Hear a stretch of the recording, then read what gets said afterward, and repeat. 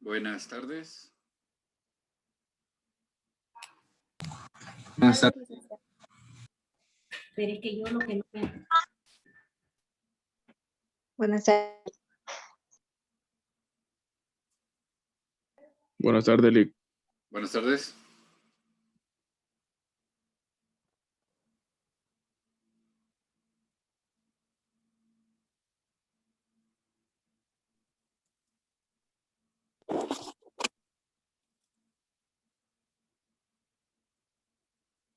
Como quiera vas a caer a la casa.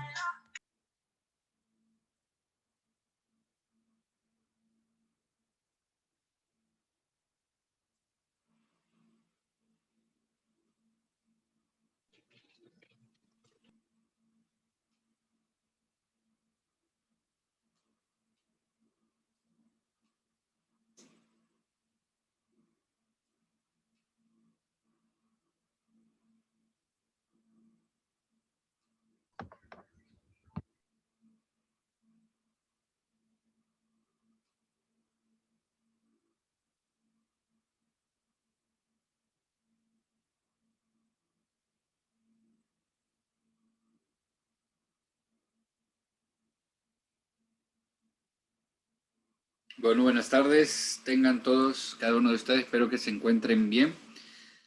Me gustaría escuchar opiniones de la actividad de los que participaron con la Embajada de Guatemala, por favor.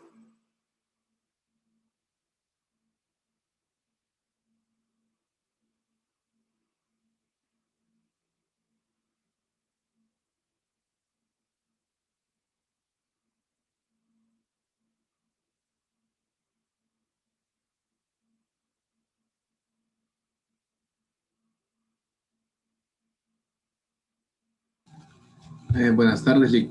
Buenas tardes, Jonathan. La verdad fue muy enriquecedora escuchar la experiencia de alguien que está en el área de la diplomacia, pues, y quizá darnos cuenta de muchas cosas que quizás nosotros no las contemplábamos ya en el momento de ejercer la profesión.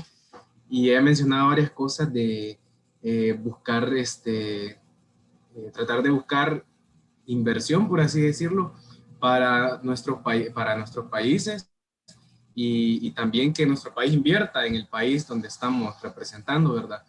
Y quizás no, yo en lo personal no contemplaba eso, sino más bien solo una representación como, sí, ir a un evento, así, presentarnos, y aquí está la representación de El Salvador, y no lo contemplaba así, pues, y la verdad que fue muy, muy interesante y muy enriquecedor. Muy bien, Jonathan, muchas gracias.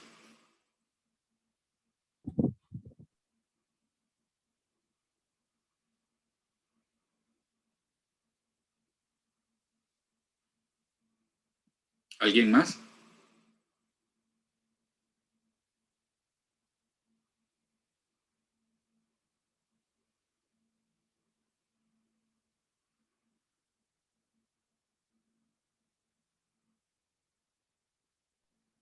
A mí me gustaría participar. Por supuesto, Ariana.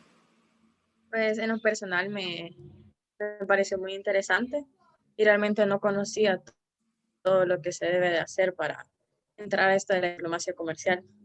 Y me llamó mucho la atención cómo es todo el trabajo que ellos hacen para captar inversión para el país, para que se realicen nuevos proyectos. Y me quedó una duda que no sé si en El Salvador existe como algo igual a lo que ellos hacen. Sí. La función que ella hace se llama consejera diplomática. Todas las embajadas tienen esa función, porque es como el segundo, por decirlo así, en una embajada. Entonces, esa función, digamos, está representada en nuestro país en cualquier sede fuera de este país. De hecho, la actividad que tenía programada con la Embajada de Francia era con el consejero de la Embajada de El Salvador en Francia. Entonces iba a dar su opinión, que espero que podamos realizarla también antes de que finalice el ciclo, con relación a lo mismo, pero cómo se realiza desde el punto de vista de El Salvador en un país europeo. Entonces, esa función existe y se realiza.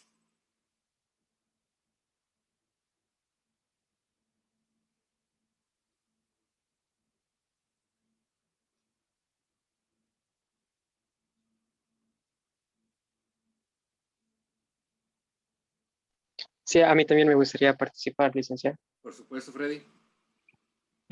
La verdad es que me pareció bastante interesante y bastante enriquecedor porque, bueno, en lo personal no conocía específicamente todas las funciones por las cuales tiene que cumplir un consejero diplomático. Entonces, la verdad, tener un contacto con alguien que ejerce nuestra profesión nos puede ayudar bastante a enriquecer nuestro conocimiento y también nos puede ayudar a enriquecer un poco el saber a lo que nos vamos a meter ya ejerciendo tal cual la profesión. Me pareció muy importante porque ella habló bastante también de temas como el corredor logístico, como zonas francas, que también pueden ser aplicadas en otras áreas que nosotros queramos desenvolvernos, porque son temas muy importantes, pero no son tan tocados aquí en el país, por decirlo así. ¿Vea? Y también me pareció bastante importante que ella estableciera un poco en qué consistía la inteligencia comercial, los procesos por los cuales se tiene que pasar para realizar eso, la proximidad que debe de tener con la empresa privada específicamente. Y la verdad es que además de, de motivador y enriquecedor, fue una interacción bastante sincera por parte de ella, siento yo, porque fue muy flexible con nosotros y la verdad es que nos trató de dar su punto de vista de muchas cosas porque fueron temas bastante importantes, pero como dijo, ¿verdad? O sea, nosotros no tenemos que ser todólogos, pero sí tenemos que conocer un poquito de todas las cosas para así ya tener una mayor y mejor percepción en donde nos querramos desenvolver dentro de nuestra profesión. Muy bien, Freddy. Justamente.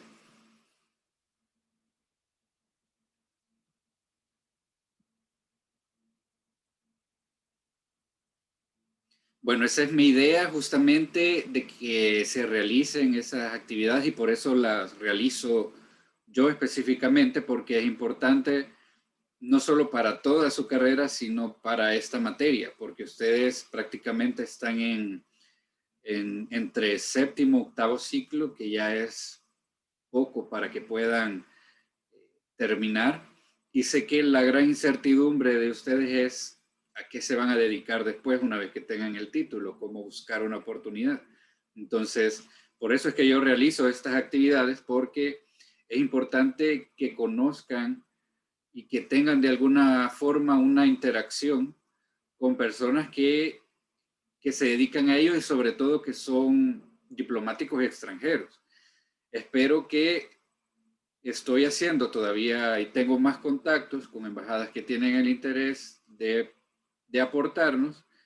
Espero realizarlas en estas 2-3 semanas, que incluso podría ser fuera del ciclo, dentro de la semana que son los exámenes parciales.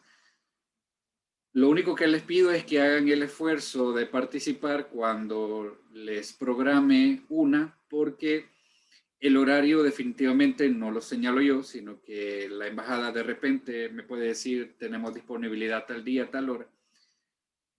Y yo hago la comunicación lo más pronto que pueda. Entonces es importante que más allá de que si sea una nota evaluada o una actividad que les va a generar puntaje, es que lo sepan aprovechar porque van a tener la oportunidad de interactuar con funcionarios en distintas áreas.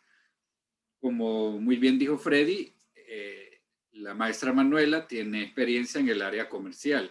Esa es una gran área, pero solamente es una de todas las áreas de la diplomacia que pueden haber. Entonces, de repente puede haber una persona que sea experto, por ejemplo, en la parte diplomática con relación a la mediación en conflictos, por ejemplo. Entonces, nos puede dar su punto de vista en la participación que ha tenido en la mediación, en conflictos específicos, y más allá de una nota, como les digo, es la oportunidad que tienen para interactuar, hacer preguntas y ver las funciones. Espero que la otra semana pueda realizar una más. Igual les voy a hacer digamos, la invitación por Zoom, el mensaje en la plataforma si es fuera de nuestras horas de clase. Entonces, solo traten de aprovechar la actividad, hagan el esfuerzo de participar. Sé que probablemente tengan otras clases, otras actividades, incluso actividades laborales. Entonces, eso lo voy a seguir haciendo. Y tengo incluso también disponibilidad que participen en embajadas que están en Europa, que la mayor complicación es la diferencia de horario, porque por ejemplo la de Francia y la de Austria, que están disponibles para participar, hay 8 o 9 horas de diferencia. Entonces, ese quizás es el gran complicación, pero veremos qué se puede hacer. Así es que estén atentos y espero que hayan aprovechado, para los que participaron, que tomen nota para ustedes mismos de los consejos y recomendaciones, y para los que no pudieron participar, espero que la hagan en próximas actividades, y los videos igual van a estar alojados en el canal para que tengan acceso. ¿Alguien más quisiera opinar?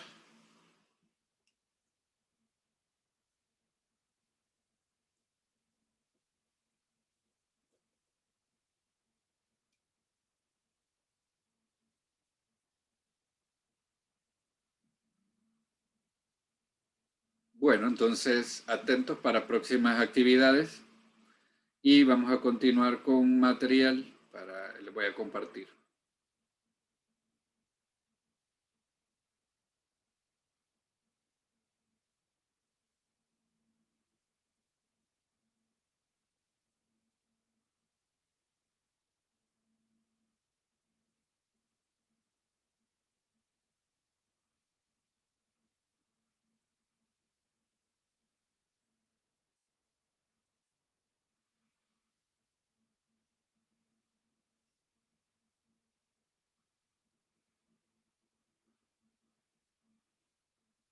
Estábamos hablando sobre el derecho de los conflictos armados, sobre lo mínimo que se debería de aplicar cuando ya es inevitable el evento de la guerra internacional, y nos habíamos quedado que existe una obligación especial, que es respetar la neutralidad de los estados que previamente la han declarado y de los estados que la declaren en el transcurso del conflicto. Esto es así porque habíamos mencionado que definitivamente dentro de un conflicto internacional, guerra, hay estados, países colindantes que no tienen interés ni vinculación a ese conflicto. Por lo tanto, los estados o las partes que sí están participando tienen la obligación de respetar esa no participación, y sobre todo si declaran la neutralidad en el curso del conflicto, además de los estados que previamente han declarado su neutralidad, que son estados que prácticamente reconocen la neutralidad de forma histórica. Y la neutralidad es prácticamente el efecto de no participar, de mostrarse ajeno al conflicto y brindar asistencia humanitaria a cualquiera de las partes que están interviniendo. Entonces, es una obligación especial respetar la neutralidad de los estados colindantes. A lo largo de la historia se ha tratado de establecer convenios y tratados que regulen o tratan de regular algún aspecto específico de la guerra, primero para evitar excesos en el conflicto, evitar daños innecesarios, pérdidas civiles innecesarias, y tratar de que en todo caso exista cierta igualdad de condiciones en el conflicto bélico. Tenemos algunos convenios importantes. Primero, por ejemplo, el de 1899 prohibía la utilización de proyectiles con gases y proyectiles expansivos, para que tengan una idea de de la situación de que se trata de regular el evitar daños innecesarios o provocar más daño de lo que se debiera. Luego, 1907, prohibición de minas submarinas automáticas, con la finalidad de regular algún aspecto la situación del océano. 1925, la prohibición de guerra química y bacteriológica,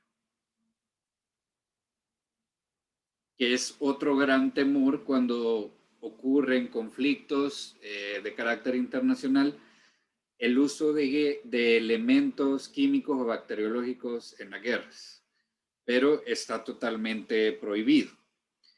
En 1929 surge un instrumento para procurar a los heridos y enfermos de cualquier bando, de cualquier parte de los que están en conflicto, porque se trata de establecer principios humanitarios cuando inevitablemente se tiene que realizar la guerra. Como vemos, son aspectos evolutivos dentro del derecho al conflicto armado que tratan de regular algún punto específico, ese humanismo que se debe de tener en todo caso cuando ya se realiza la guerra de carácter internacional.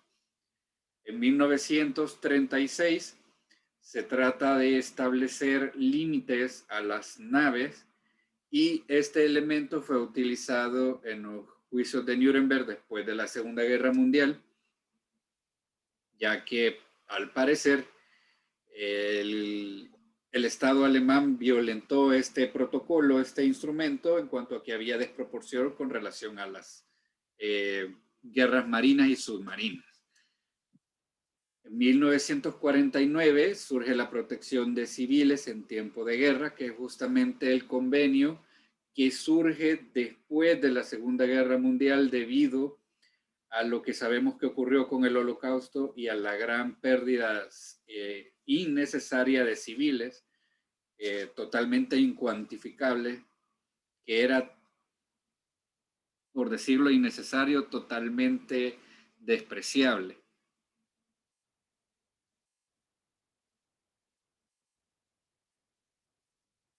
A partir de los años 60 surgen los instrumentos internacionales que tratan de regular el uso de armamento nuclear. Hemos visto que durante la Guerra Fría, que fue un conflicto más que todo político e ideológico, tanto Estados Unidos como el bloque de la Unión Soviética crecieron exponencialmente en la fabricación y la técnica de las armas nucleares.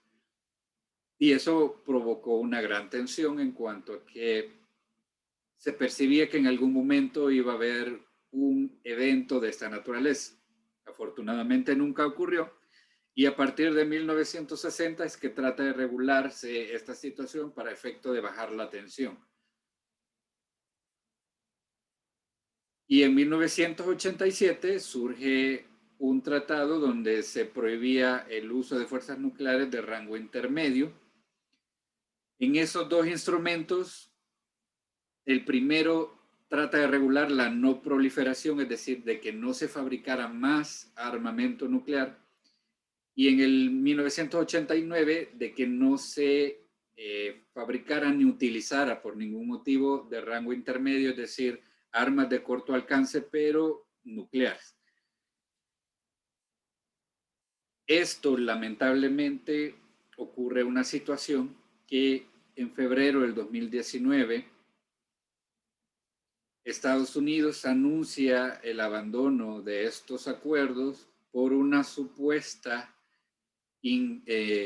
por un supuesto incumplimiento de parte de Rusia, y la respuesta de Rusia fue totalmente inmediata con la misma proporción, es decir, ambos anunciaron el abandono de estos instrumentos. Por lo tanto, en este momento no están obligados a estos dos puntos de no proliferación ni armas de rango intermedio, lo que en ese momento provocó una nueva tensión por parte de estos dos grandes estados por el efecto de que deberían de ser los estados con mayor obligación a estar sometido a este tipo de convenios.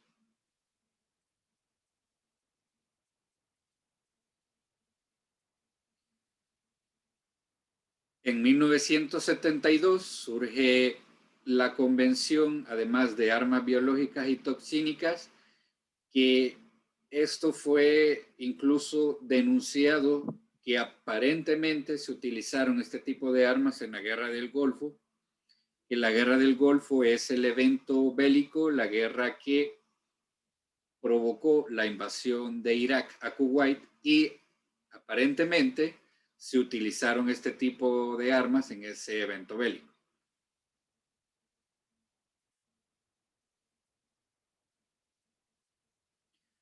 En 2017 hay un nuevo instrumento con relación a armas nucleares, que es la prohibición total de utilizar armas nucleares. Ricardo Guerra, pregunta. Sí, licenciado. Fíjese que ahorita que estamos hablando usted mencionó las armas químicas, yo hace poco estaba viendo las declaraciones de la perito de la doctora Terry Carr y ella mencionaba las bombas de fósforo blanco que fueron utilizadas en el Cantón El Mozote, y la pregunta que le quería hacer es si están prohibidas en la guerra, ¿cómo fue que El Salvador pudo tener acceso a ese tipo de armamento? Porque según entiendo y la doctora explicó, que ese tipo de bombas en ese tiempo solo se podían conseguir en compra con Israel y a ciertos países, no a cualquier país. Buena pregunta. Muy bien la observación. Justamente, efectivamente hay un señalamiento que existe la posibilidad que utilizaron armas no convencionales, específicamente ese tipo de bombas expansivas, y esta específicamente no entra en biológica ni toxínica, sino en una bomba expansiva que es totalmente innecesaria, porque además provoca daños ulteriores a la integridad de las víctimas, y además que no se puede medir el impacto si es no solamente contra objetivos militares, sino civiles, y sabemos lo que ocurrió en la situación del Mozote. Ahora, ¿cómo es que se obtuvo ese elemento? Pues realmente hasta este momento no es algo tan certero. Incluso hay mucho desconocimiento con relación también a cómo es que cómo es que ambos bandos, no menciono ninguno en particular, tenían acceso a tanto armamento. Porque sabemos que El Salvador, por lejos, no tiene los recursos como para ser importador de esa magnitud de armas, y menos, como usted dice, de armas no convencionales, que en ese momento, hablamos de los 80, probablemente era exclusivo de ciertos países la fabricación y además la distribución. Entonces, eso es algo que nos deben en la historia, algo que nos deben todavía muchas explicaciones, sobre todo en el caso del Mozote, que hemos visto que todavía está en curso una investigación y no hay, por de pronto, datos finales sobre eso. Entonces, es una pregunta compleja de responder por la escasa información de ambos lados y por la ocultación también de la información que pudo haber ocurrido en su momento. Sabemos que el acceso a la información sobre todo en esa época, era totalmente escaso y limitado a ciertos elementos. Entonces, difícil saber cómo es que tenían acceso no solamente a armas no convencionales, sino a tanta armamento, incluido armas de fuego tipo pistolas de orden común, así como armas, fusiles y, digamos, elementos de asalto pesado. Entonces, eso es algo que todavía nos deben.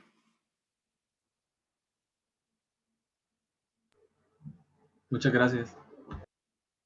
¿De acuerdo, Ricardo?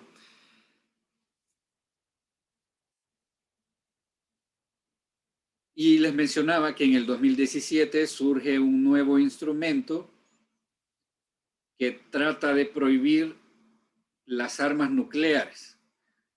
En el septiembre de 2017 se abre a firma, pero en teoría iba a entrar en vigor después de que 50 estados notificaran al secretario general de la ONU aceptar dicho instrumento.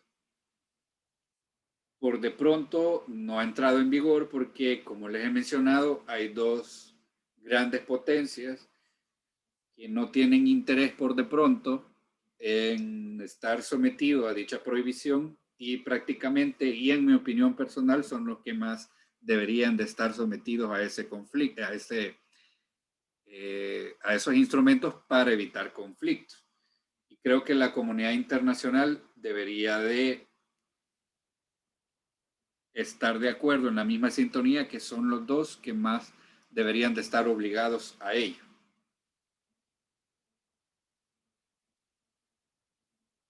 ¿Cuáles son las consecuencias en todo caso cuando ya hay un conflicto, guerra internacional?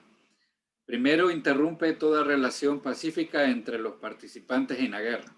Es decir, esto incluye todo tipo de tratado de cooperación, tratado de comercio, cualquier instrumento de relaciones pacíficas queda totalmente suspendido. Y en consecuencia se interrumpen toda relación diplomática y consular. Así que todo instrumento que estuviese vigente a ese momento queda suspendido y las relaciones diplomáticas se interrumpen por completo.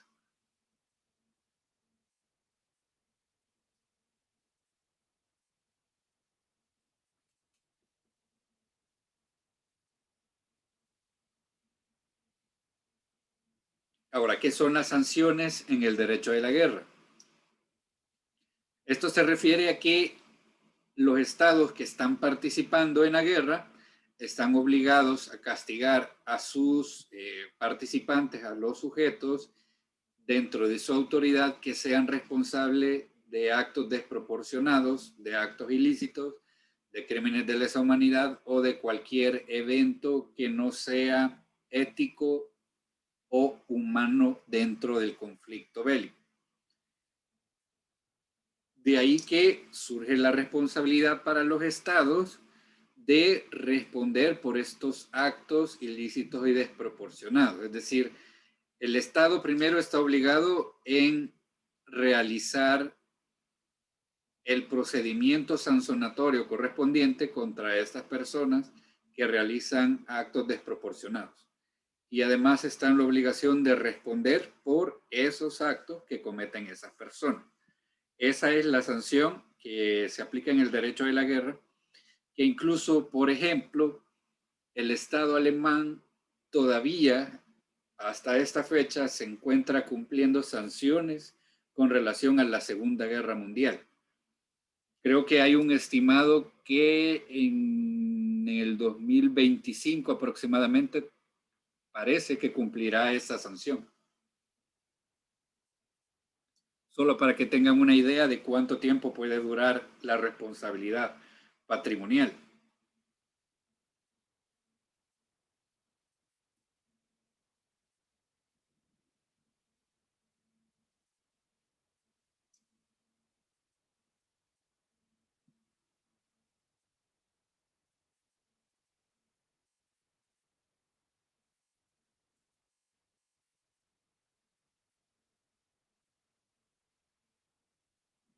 ¿Preguntas o comentarios?